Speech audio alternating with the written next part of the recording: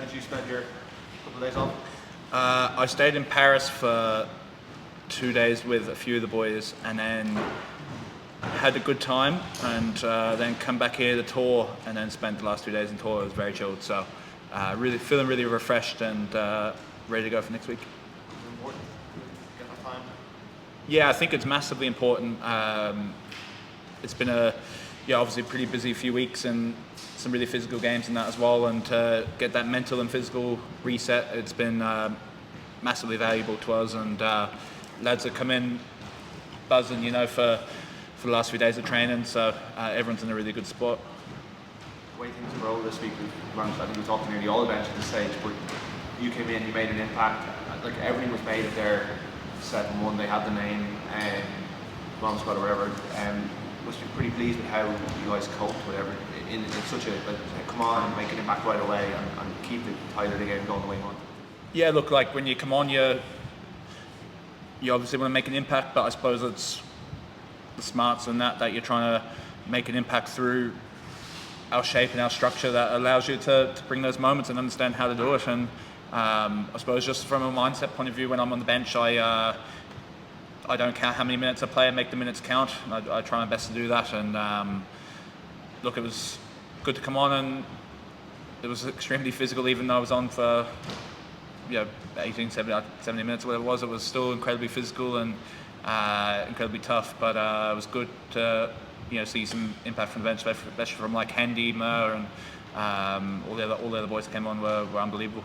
You obviously one of you Scrum penalties as well towards the end, but what can you kind of talk us through what it's like with, time was on the loose side, I think, coming from True and Jay, so you had a lot of power coming down through your shoulders. Yeah. Can you tell us what was that like, and how much confidence it gives you that you guys did hold your own? I was scrummaging against Ox, Nietzsche, and I've scrummaged against him for years now. Like, he was playing with the Cheetahs and then plays now with the Sharks, and then obviously at test level, so we've scrummaged against each other for a long time, but he's crazy strong. If you get it any way wrong, you're getting lifted at the top of the scrum, so you have to be properly on it in terms of your height and all the technicalities within that. So I suppose to come on and get a couple penalties at the end, it was pretty good. When you are facing a familiar opponent in that kind of environment, does it get easier, or is there a bit more? Is there more meaning to the eye contact or whatever when you're going? No. Like, I have massive respect for him, and like I said, I've scrummaged against him for years, and I know what he's all about. He's an unbelievable scrummager, and like I said as well, if you get it any way wrong, you're going to get in the reverse lights. So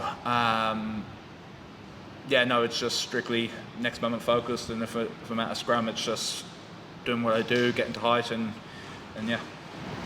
We had Emma, the nutritionist, yesterday talking about Andrew Porter's kind of carbohydrate needs on a match day. You must be pretty similar. Like, what are you eating? Oh, it's honestly, I was talking to Emma like in the Six Nations before a game, and then I was telling her what I ate on the Friday before the game, and I thought I ate loads, and then she was like, "You're not eating enough food." So I've been working closely with Emma, and she's been unbelievable in terms of giving me the advice on ways to fuel myself. And you're going into a test match, and the last thing you want is not to be adequately fueled. So we've taken a lot of learnings from that, and how to, I suppose, give myself the petrol in the tank to last whatever minutes I need to play. In terms of the South African, how good was it for you on a personal level to get out there and contribute, just because you had a little bit of a stop-start getting into the tournament of not playing against Australia, and then you had the head injury? Yeah, it was personally, it was a frustrating start to the campaign, but like I was saying, some of that stuff was out of my control, and all I could control was the moment in front of my face. And when I got my chance on the weekend, I just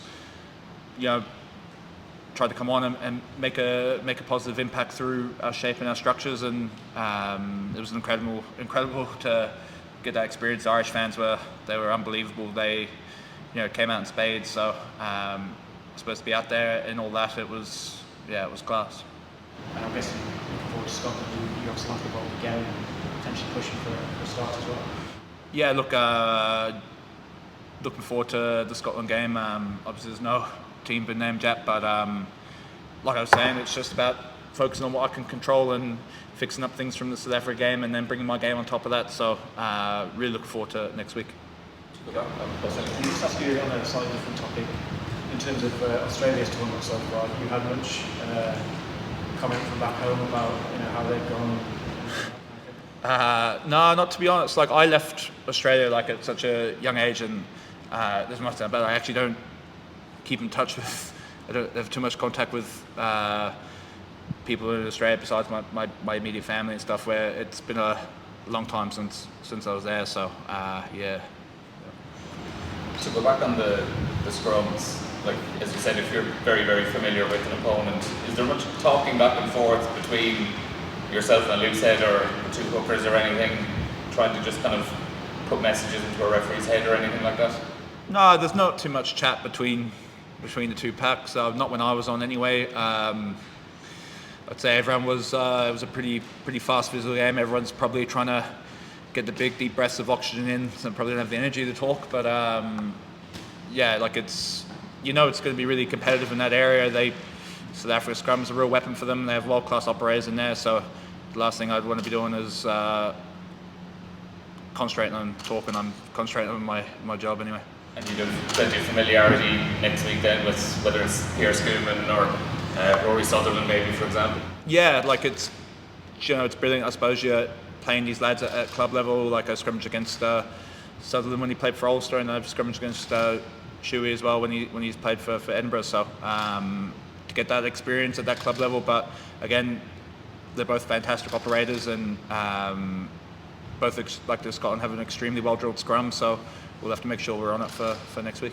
And when you're on the bench, do you have much of an opportunity during the game to get a good look at what's going on in scrums with footage beside you, or are you just trying to judge it off the naked eye? Yeah, you're watching it through the naked eye in real time, and then I suppose if there's something you want to see, there's a laptop there, and you have all different angles you can have a look at. Then Fogs is down there as well, and you can kind of have a little chat between yourself, him, the hooker, the reserve hooker, will reserve loose head, and maybe talk about like what we're going to do to combat what's going on or what we feel at the time. So I suppose that's one positive thing from being on the bench. You can kind of get a gauge on where things are at and maybe areas that you could capitalise on.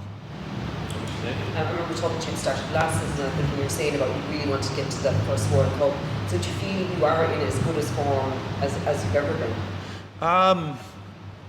Yeah, like I suppose I've just been really enjoying my rugby and coming in every day, and the group we have, it's just it's really special, and I'm honoured to be a part of it. And on top of that, I'm enjoying all the rugby, all the training. It's been brilliant. So look, I just try and concentrate on the next game, and yeah.